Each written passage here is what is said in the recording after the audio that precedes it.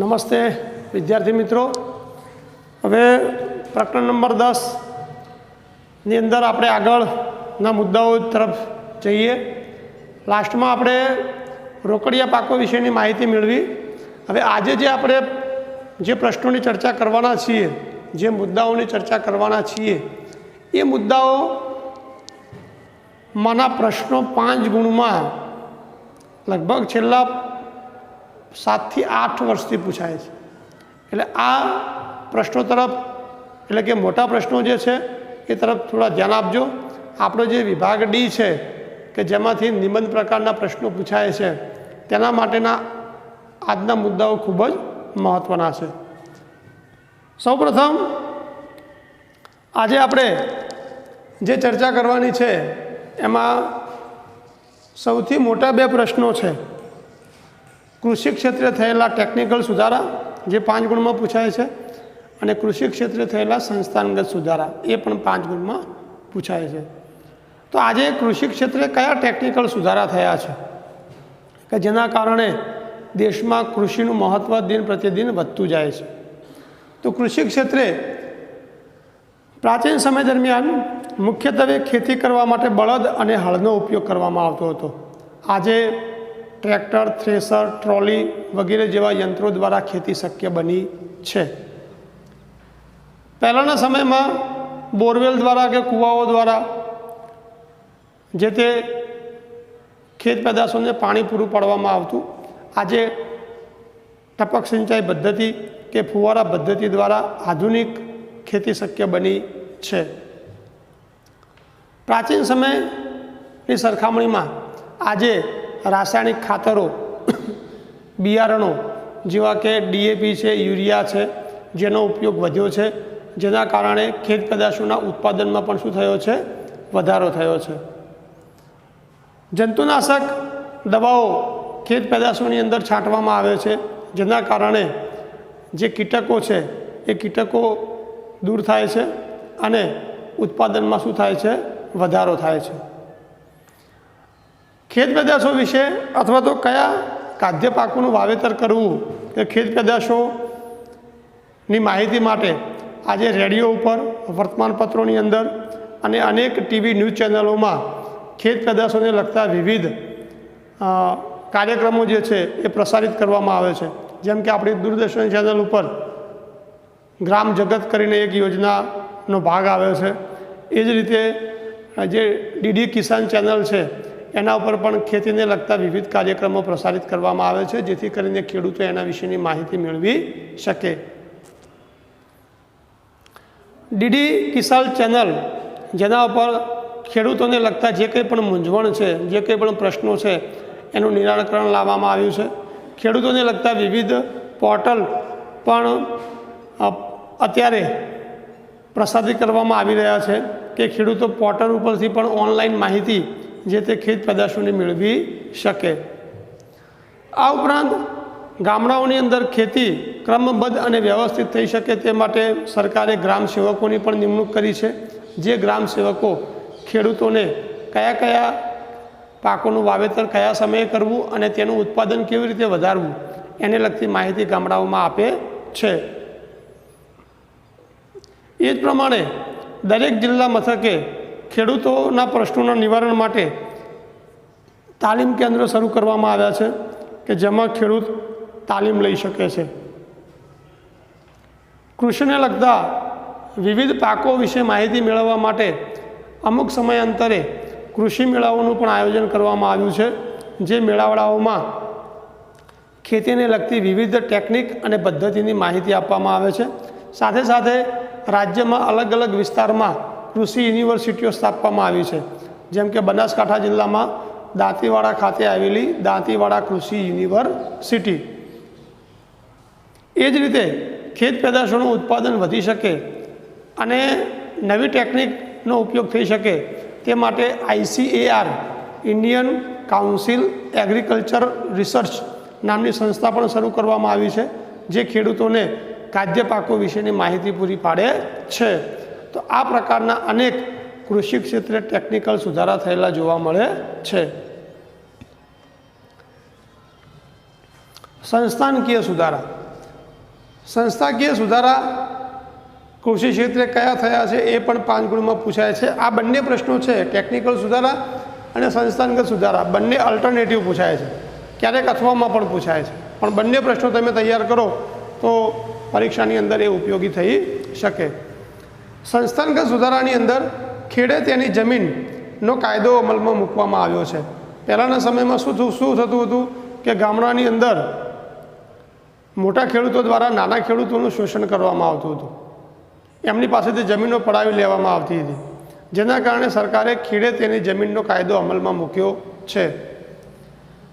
જમીનની ટોચ મર્યાદાના કારણે જમીન વચ્ચે જે માલિકીની અસમાનતા હતી એ અસમાનતા પણ દૂર કરવામાં આવી છે। સરકાર દ્વારા ખેડૂતોને લાભ થઈ શકે તે માટે કિસાન ક્રેડિટ કાર્ડ આપવામાં આવ્યા છે અને સહકારી બેન્કો દ્વારા ધિરાણ પણ ખેડૂતોને પૂરું પાડવામાં આવ્યું છે।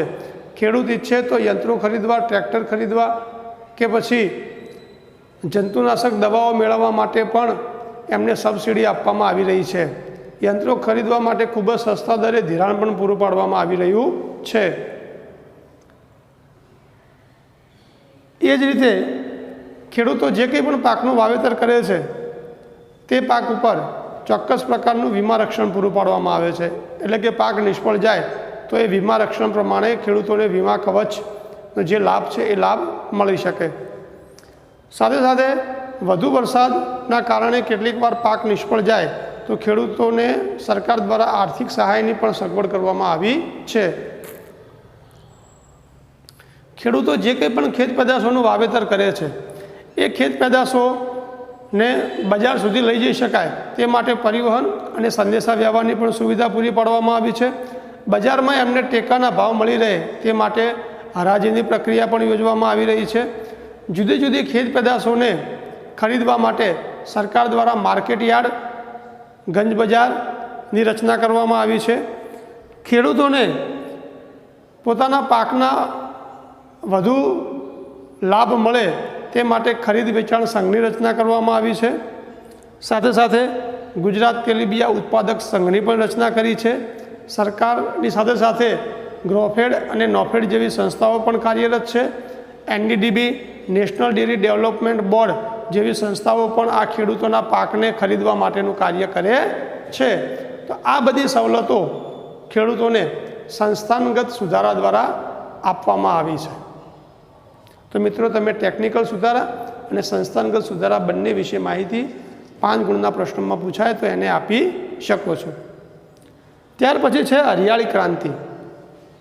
મિત્રો, આજે ખેડૂત યંત્રોનો ઉપયોગ કરતો થયો છે, રાસાયણિક બિયારણોનો ઉપયોગ કરતો થયો છે, જંતુનાશક દવાઓનો ઉપયોગ કરતો થયો છે, ટપક સિંચાઈ પદ્ધતિ અને ફુવારા પદ્ધતિ દ્વારા ખેતી કરતો થયો છે, જેના કારણે અનાજના ઉત્પાદનમાં અને ખેત પેદાશોના ઉત્પાદનમાં શું થયો છે? વધારો થયો છે, જેને આપણે હરિયાળી ક્રાંતિ તરીકે ઓળખીએ છીએ। હરિયાળી ક્રાંતિથી કૃષિ ઉપજમાં વધારો થયો છે, એટલે કે અનાજનું ઉત્પાદન શું થયું છે? વધ્યું છે। ઘઉં, ડાંગર વગેરે જેવા જે પાકો છે એ પાકોનું ઉત્પાદન વધતા એની નિકાસ શક્ય બની છે। સાથે સાથે વિદેશી ઊંડિયામણમાં પણ ફાયદો થયો છે। દુષ્કાળ જેવી કોઈ આકસ્મિક પરિસ્થિતિ આવી જાય તો એની સામે ભારત ટકી શકે આર્થિક બાબતોમાં અને અનાજની બાબતોમાં જે હરિયાળી ક્રાંતિને કારણે શક્ય બન્યું છે। હરિયાળી ક્રાંતિથી અનાજનો સંગ્રહ શક્ય બન્યો છે। ભારત અનાજ ક્ષેત્રે સ્વાવલંબી બન્યું છે એમ આપણે કહી શકીએ। તો આ બધી એ શું છે? હરિયાળી ક્રાંતિથી ઊભી થયેલી અસરો। હરિયાળી ક્રાંતિની અસરો એવો ટૂંકો પ્રશ્ન અથવા 5 ગુણમાં પ્રશ્ન પૂછાય તો પણ તમે એમાં લખી શકો છો। ભારતના અર્થકારણમાં કૃષિનું યોગદાન। મિત્રો, ભારતની જે અર્થવ્યવસ્થા છે, અર્થતંત્ર છે, એમાં કૃષિ કેટલા તબક્કે ઉપયોગી છે?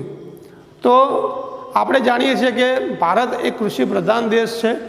ભારતમાં મોટાભાગના લોકો ખેતી પશુપાલનના વ્યવસાય સાથે સંકળાયેલા છે, એટલે ભારતમાં 70% લોકોને રોજગારી કોણ પૂરું પાડે છે?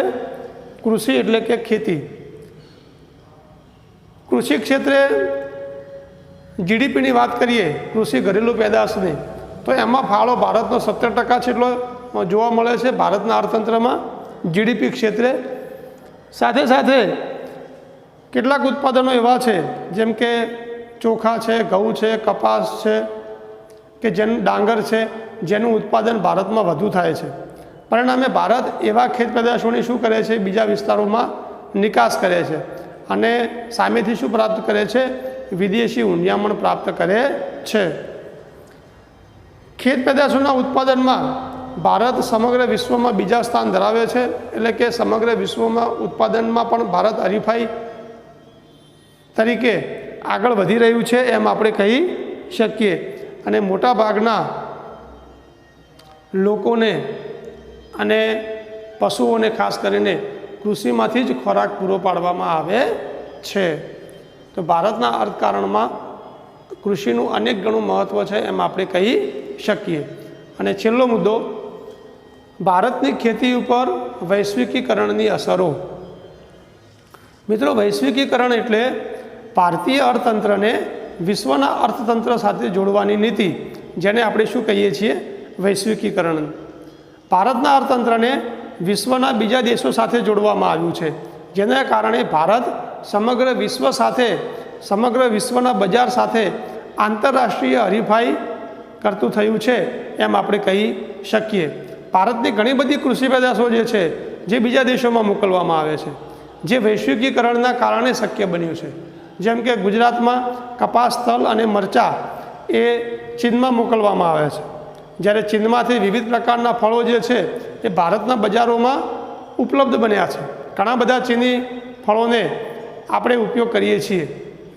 એવી જ રીતે જે જીનેટિકલ મોડિફાઈડ જે બિયારણો છે એ બિયારણોનો ઉપયોગ વિશ્વના બીજા દેશોની સાથે સાથે ભારત પણ કરતું થયું છે.